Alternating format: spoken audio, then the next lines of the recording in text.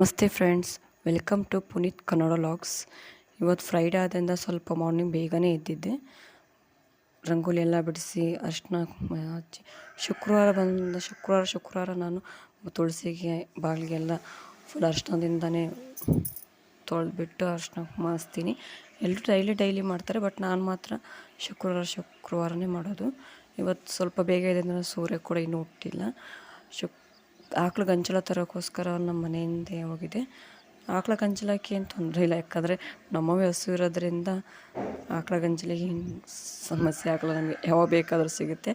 ಆಕಳ ಗಂಜಲ ಕೂಡ ತಗೊಂಡು ಬಂದು ಪೂಜೆ ಎಲ್ಲ ಮುಗಿಸಿದೆ. ನೋಡಿ ಹೇಗೆ ಪೂಜೆ ಮಾಡಿದ್ದೀನಿ ಅಂತ. ಕಳಶಕ್ಕೆ ಹಾಕಿರೋ ಹೂ ಬಂದುಬಿಟ್ಟು ನಮ್ಮ ಗಿಡದಲ್ಲೇ ಬಿಟ್ಟಿದ್ದು ಎಲ್ಲ ತಂದು ನಾನೇ ಆರಾಮ ಮಾಡಿ ಹಾಕಿದ್ದೀನಿ.